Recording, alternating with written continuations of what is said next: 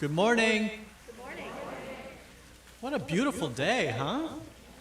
Let's enjoy this while we've got it. It is great to be with you this morning, and I am so thrilled that you are here with us in our courtyard and with us at home thank you for being our live studio audience.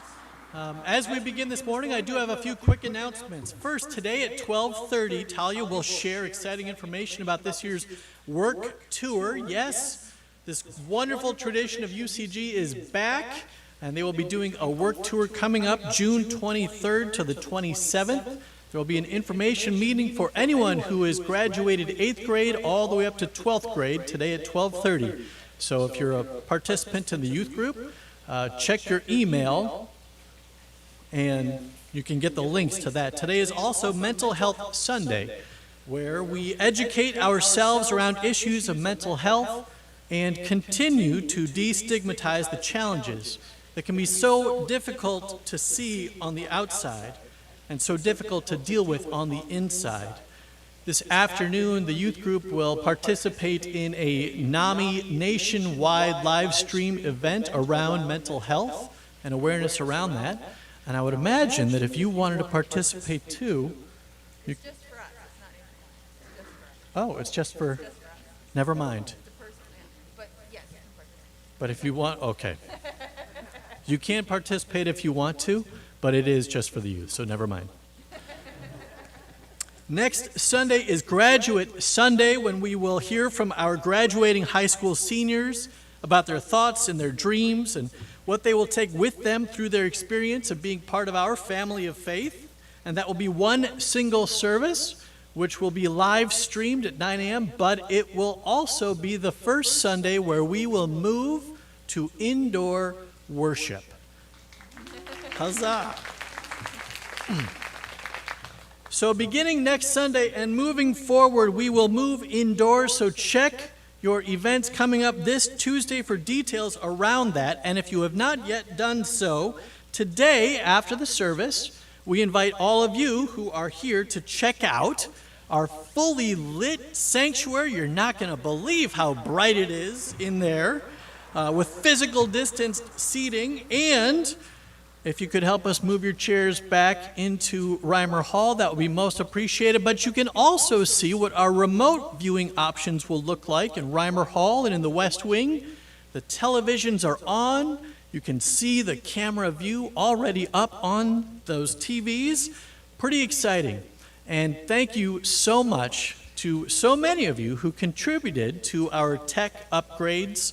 We feel that we are going to move confidently into a bold and beautiful and brilliant new future as the United Church of Gainesville, both here and at home. So pretty exciting. There will be a spot for everyone coming up for our worship services indoors. So come on out. We look forward to welcoming you back to UCG. A special word of thanks this weekend. Josh Hammond has flown home. So Bromley is home. Bromley, I hope you are not watching right now on the live stream. Enjoy your Sunday off. But they are home to celebrate daughter Callie's birthday, so enjoy that time. So as we gather this morning, let's take a moment to appreciate this beautiful day. Open your hearts, open your minds, take a nice deep breath and give thanks, for it truly is a beautiful day.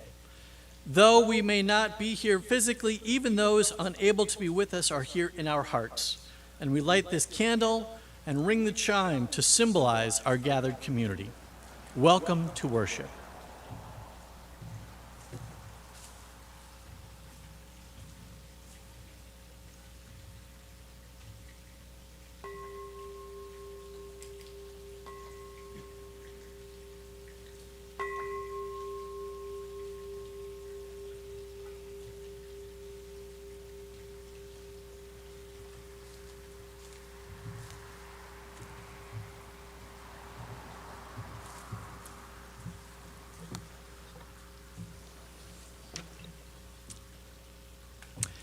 Please rise if you are able and willing and join together in this call to worship.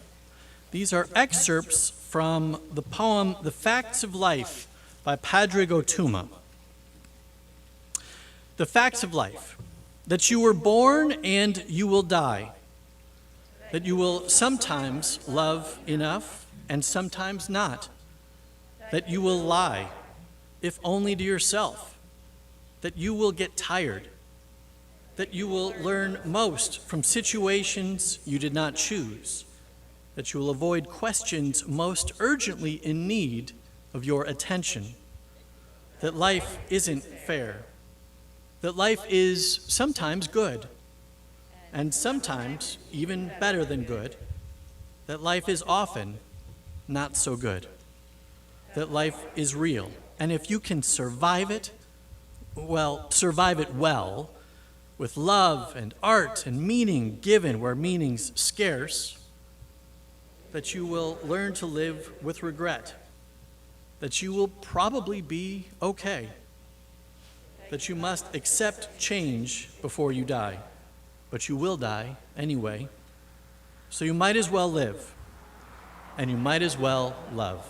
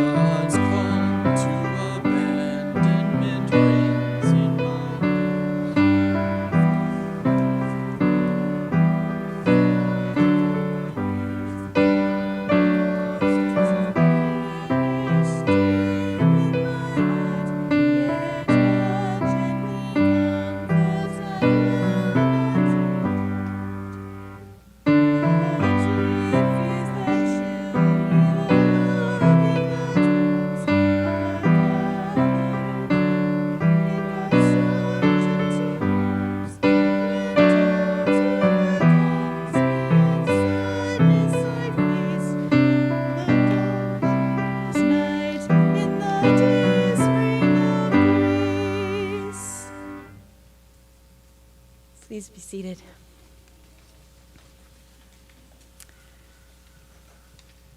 Will you join me in this second responsive reading? You have heard it said that the arc of the moral universe is long, but it bends toward justice. But you have also heard, give me death. You have heard it said, my religion is based on truth and nonviolence. Truth is my God. Nonviolence is the means of realizing God. But you have also heard,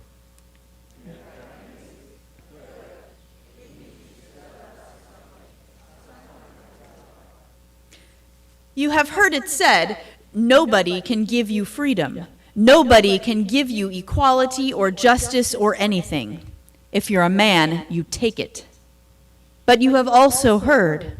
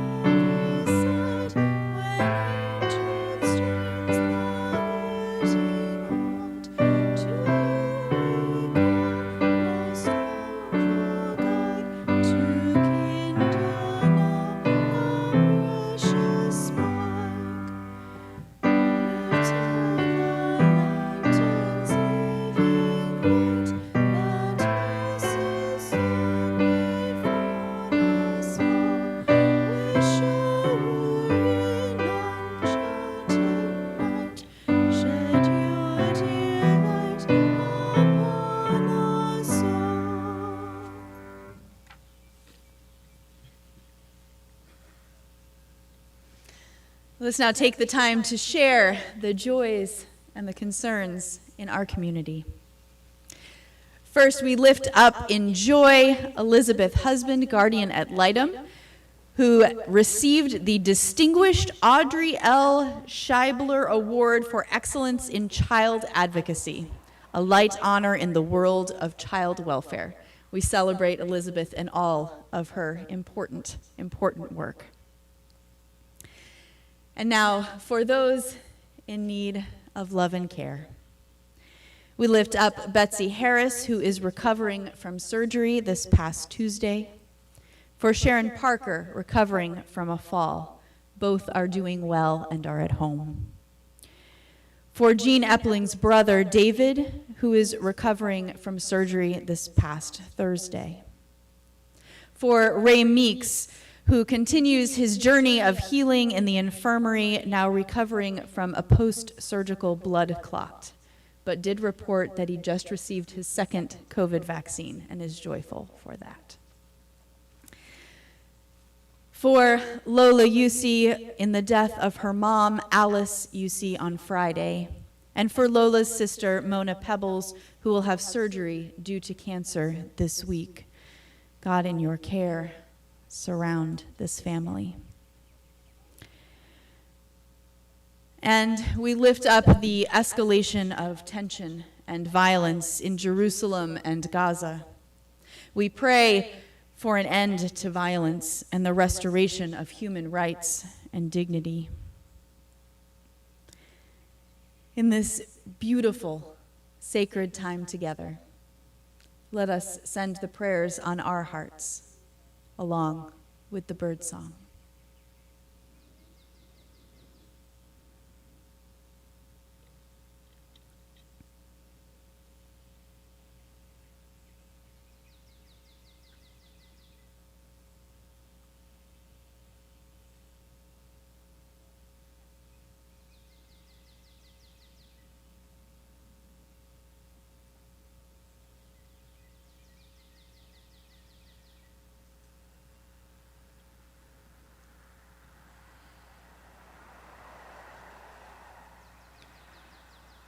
Holy One, we lift up our siblings around the world.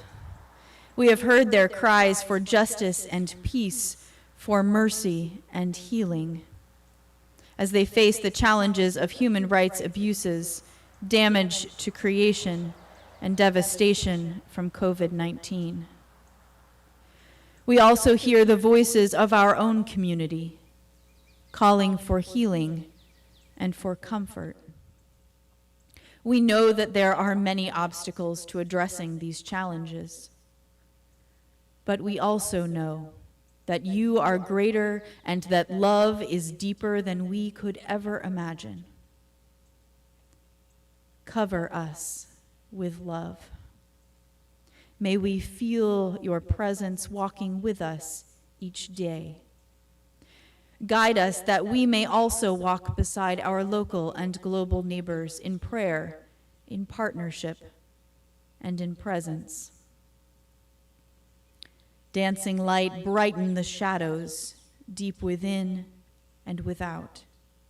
Shine upon the windows of our hearts where love should live and where hope is bright.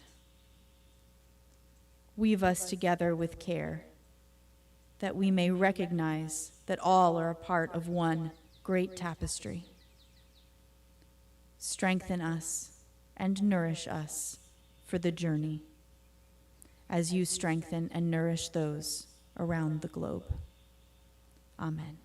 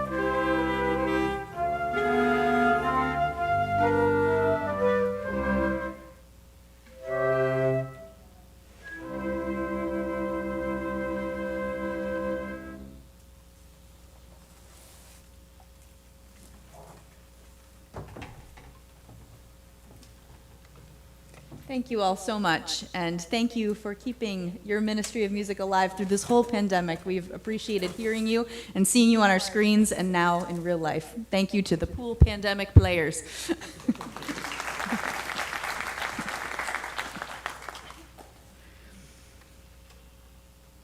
One tree. They wanted to tear down the tulip tree, our neighbors, last year. It throws a shadow over their vegetable patch, the only tree in our backyard. We said no. Now they've hired someone to chainsaw an arm, the crux on our side of the fence. And my wife, in tousled hair and morning sweat, marches to stop the carnage mid-limb. It reminds her of her childhood home, a shady place to hide. She recites her litany of no, returns. Minutes later, the neighbors emerge. The worker points to our unblinded window. I want to say it's not me. Slide out of view behind a wall of cupboards, ominous breakfast table, stream of tea. Our 2 young daughters, now alone. I want no trouble. Must I fight for my wife's desire for yellow blooms when my neighbor's tomatoes will stunt and blight in the shade? Always the same story. 2 people, 1 tree. Not enough land or light or love. Like the baby brought to Solomon, someone must give. Dear neighbor, it's not me. Bloom shadowed, light deprived. They lower the chainsaw again.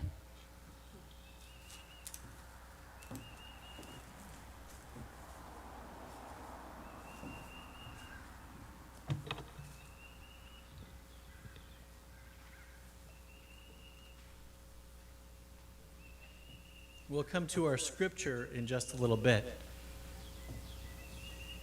According to Webster's dictionary, there are 2 types of dreams. A dream can be a series of thoughts, images, and sensations occurring in a person's mind during sleep. Or dreams can be a cherished aspiration, ambition, or ideal. I much prefer the latter. Sleeping dreams can unfold like a parable when we wake, a curious story that grabs our attention and requires of us an answer to make sense of a world turned topsy-turvy. The best dreams, like the best parables and like the best poems, bring us to a place of contemplation and ask us to look at the world in new ways, considering our fixed opinions or in unfastened ways, perhaps even inviting us to a change of heart or a challenge of the mind. And of course, the worst dreams highlight our deepest fears and flaws. Last year, my nocturnal dreams forced me to confront an uncomfortable question. Am I a pacifist? By definition, a pacifist is a person who believes that war and violence are unjustifiable. Now, perhaps I had seen one too many Keanu Reeves movies, or maybe it was the escapist video game that I was playing for a while. It could have been the images from the news forcing their way into my sleep, or perhaps I was just sick of it all, and I needed to blow off some steam in my slumber.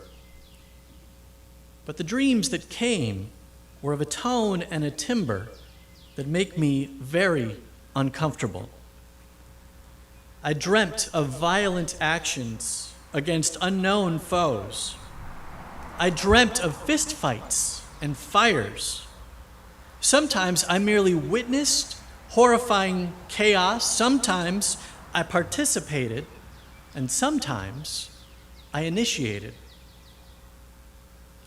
But my dreams were disturbing enough that I felt conflicted in my waking moments. wondering if my sleeping mind was inviting a more vengeful way of life, or worse. My subconscious mind was challenging the righteous anger that I felt towards others and daring me to act. I do my best to purge violent urgings in my waking moments. You remember the old TV show, The Incredible Hulk? Where in every episode, Bruce Banner says, "You don't want to make me angry. You wouldn't like me when I'm angry. Please, don't make me angry." I too am scared when I get angry, and I'm scary, not just to other people, but to myself as well. And so when I had these dreams of violence and of chaos, it bothered me a lot. Bothered me so much that I went on a little bit of a camping retreat over to St. Augustine all by myself to consider this and to ponder some of the bigger questions of life for a little bit. Sometimes, like Winnie the Pooh, it's good to just go off and have a little think. So where do you stand on violence or pacifism? Where do you stand on conflict? You know, people are often quick to say that Jesus tells us to turn the other cheek, but rarely do they mention that he also said, "Do not think that I have come to bring peace to the earth. I have not come to bring peace, but a sword." He goes on to say, "For I have come to set a man against his father, and a daughter against her mother, and one's foes will be members of one's own household." Conflict is inescapable. And as the poet Philip Mitras says, always the same story. Two people, one tree, not enough land or light or love. Like the baby brought to Solomon, someone must give. But what we give to make peace, to resolve our conflicts, are the most difficult decisions that we must make. And there are no easy answers. Sometimes all that we can do is pray for a bit of wisdom to ease the way. Solomon is the ancient king of Israel who is most associated with wisdom in the Hebrew Bible. The story in 1 Kings tells the story of young Solomon, son of King David and Bathsheba, newly anointed to the throne of Israel. And Solomon is visited in a dream by God. And in this dream, God asks Solomon, "What should I give you? What can I give you?" And Solomon asks God for wisdom, not strength, not power, not riches, not a long life. He asks for wisdom. He says, "Give your servant an understanding mind to govern, able to discern between good and evil." And because of this, God does grant him that wisdom, but God also says, "You have chosen wisely." And because he chooses so wisely, he is also promised riches and honor unlike any king before had ever experienced. But the very next episode in 1 Kings is where two women come before the king with a quarrel. Both women were pregnant. Both women gave birth around the same time. But one woman accidentally smothered her child in the night, and according to the other woman, swapped her dead child with the living one from the other mother. Solomon is quick to offer a solution. "Bring me a sword," he says. "Divide the living boy in two, and then give half to the one and a half to the other." But the woman whose son was alive said to the king, "Please, my lord, give her the living boy. Certainly do not kill him." Solomon then replies, "This is clearly the boy's rightful mother. Give the child to her." And that is the story that spreads throughout the kingdom to illustrate the wisdom of Solomon. Someone must give. So let me ask you, was that wise? Was that cruel? I imagine the woman who was the rightful mother of the child did not feel the wisdom of Solomon in this instance. She was forced through such violent means into such a violent decision, whether or not to sacrifice her life and her love and her well-being so that her child may simply live. She sought justice, fairness, care, and support. She was met with torture, heartbreak, fear, and doubt. In the end, she got what she wanted. But at what cost? There's an old fable from India called "The Bird Who Fought War." In the tale, the great war is about to begin. The war of all wars, the war between good and evil. Krishna sits in his chariot next to the great warrior, Arjuna. The armies are lined up. The drums roll, the elephants and the chariots are mounted. The war is about to begin. Krishna draws an arrow from his quiver, strings it in his mighty bow, and is about to let it fly as the signal that the war is about to begin. When suddenly, Chidiya, a little bird, flies into his field of vision and perches on the tip of the arrow. And Chidiya says, "I will not let this war proceed." The nearby soldiers, eager and ready for war, scoff and deride the little bird. Arjuna, the great warrior, joins in. "Are you scared of a little bloodshed, little bird? Let me tell you what wisdom I have just received from Lord Krishna here."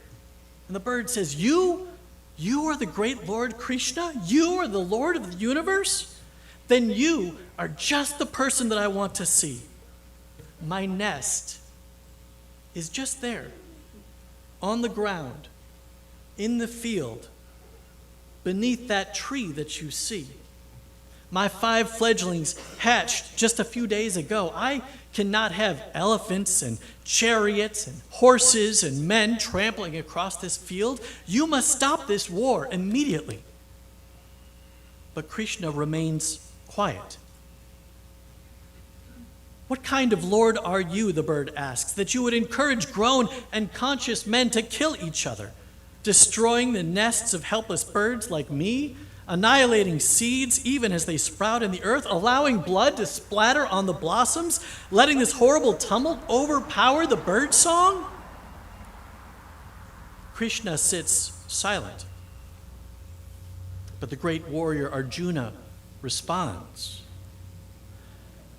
"I too was distraught and despairing at the thought of killing my fathers and mothers and wives' brothers. 'O day of darkness,' I cried, 'what evil spirit moved our minds to kill our own people for the sake of earthly kingdom?' 'Exactly,' replies the little bird. 'War and destruction are terrible things. Let no wisdom from Krishna allow that despair.' 'And nothing can,' Arjuna says sadly. 'Good,' says the bird. 'So let's stop this madness right now and let these soldiers of both sides return to their peaceful, comfortable nests, return to delight in their children, to eat bread from the grains in their fields, to adorn themselves with spring flowers and to make sweet music.' But Arjuna continues, 'But neither, little bird, neither should we be deterred from a righteous act out of fear or cowardice. This is a necessary and important war, and it cannot be put off. Good must fight evil whenever it rears its ugly head. Again, the bird pleaded with Krishna for her life, for the lives of her children, but Krishna merely observed. Finally, Arjuna responds again. Little bird, everything that is born must die, but the spirit is beyond destruction. In the scale of the universe, blood and blossoms, singing and dying are one. So face what must be and cease from sorrow. But these are the ways of foolish men, the bird argues. But the ways of men, too, are the ways of the world, says Arjuna. That which can not be changed, that which is destiny. And destiny is God's will. We can only submit humbly. We can only eat what is given. And suddenly the bird felt very small. And where once her courage felt like it could convince a conquering army to throw down its arms and return to their nests, now she felt the immovable hands of time closing in. Her only recourse was to accept the inevitable war. And so humbly, she bowed to Lord Krishna and said, I will eat what you give me, if that is the only thing that I can do. But make it sweet, will you? You who hold the universe in your mouth, you who accomplish your purposes through death and through destruction, make it sweet. And she flew away. The soldiers were glad to see her go. Now, the action could begin.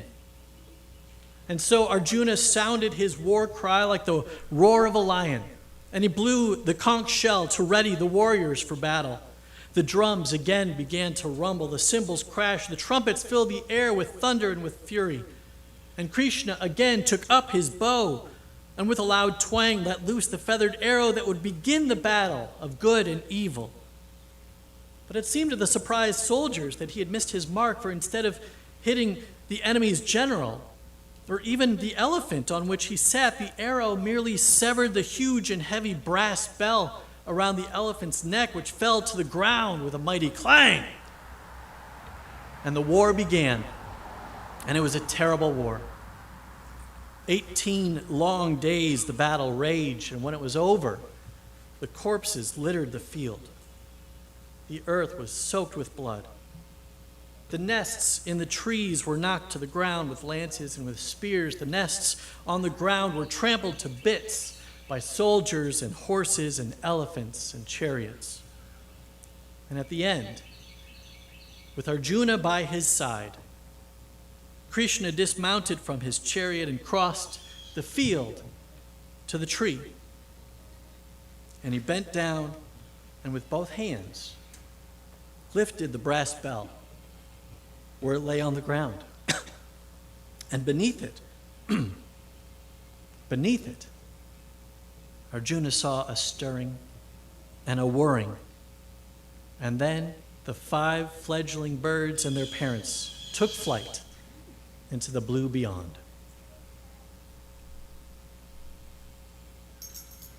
Violence, chaos, hatred, and anger, it occurs all around us.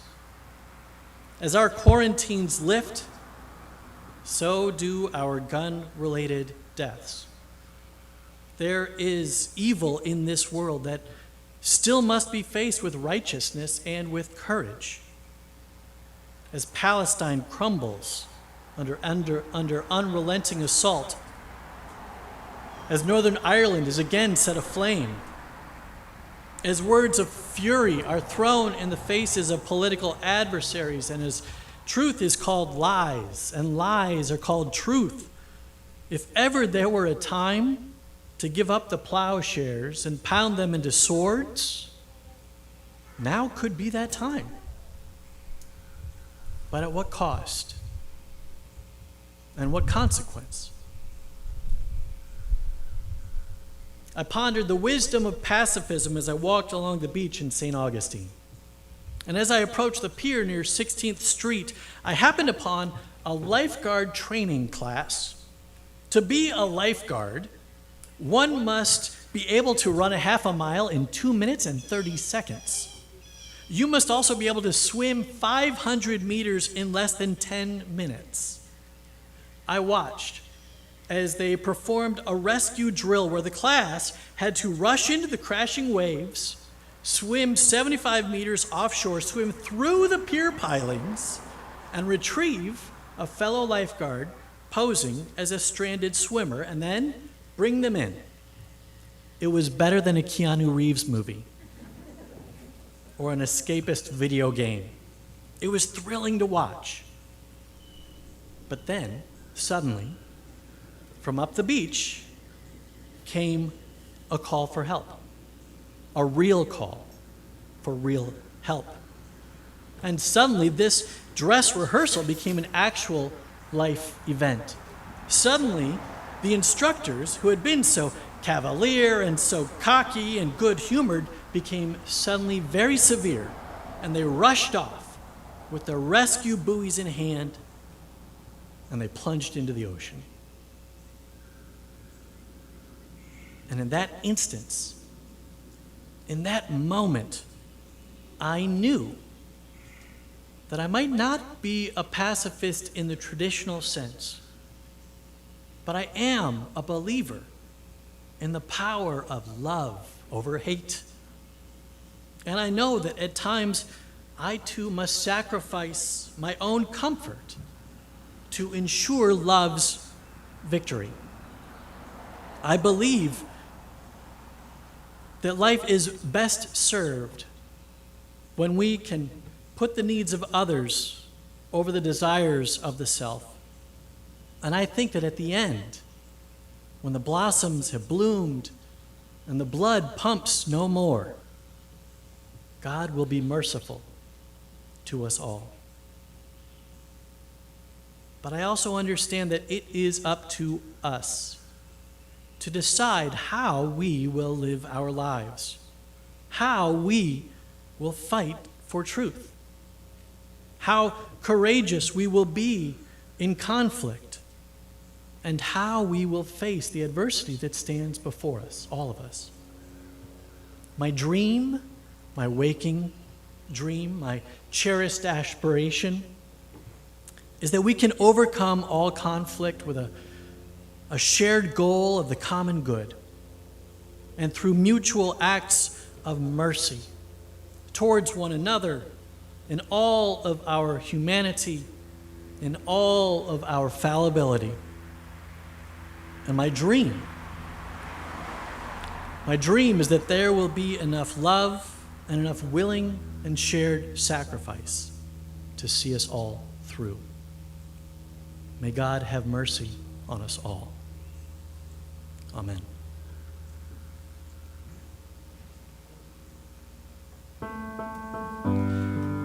Hey, Philip. Sorry, curveball. Let's sing this last song through 3 times. And if you would stand up, make eye contact with your people, do what you need to do to share and spread a little bit of love and feel this final blessing. So, okay, Philip, 3 times. Thank you.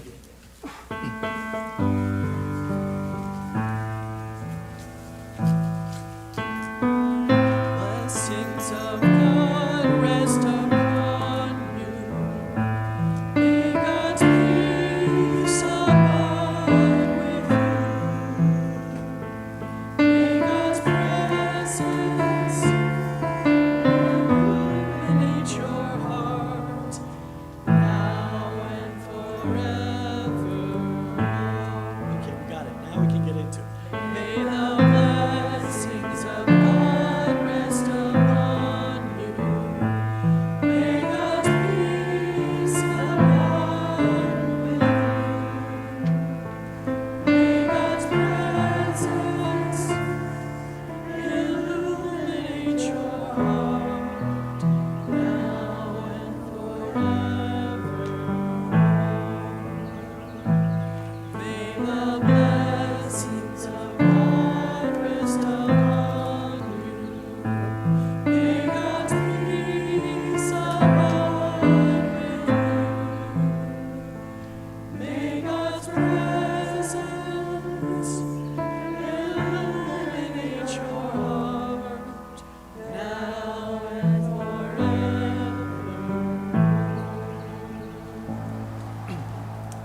Following this benediction, we invite you to walk around and to see the lights and to see the space and to reclaim this United Church of Gainesville as your own.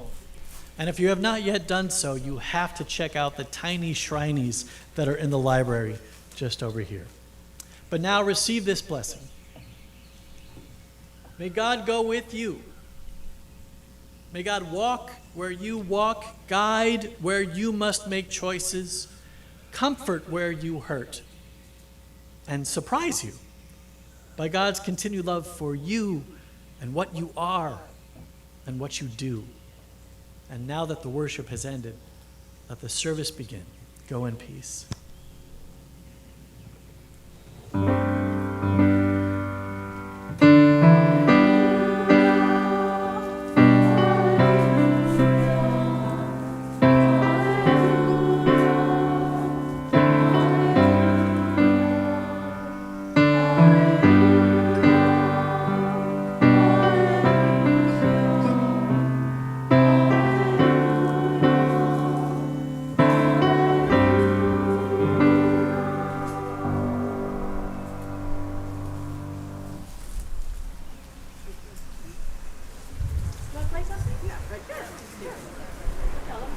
Stay right here? Yeah, yeah.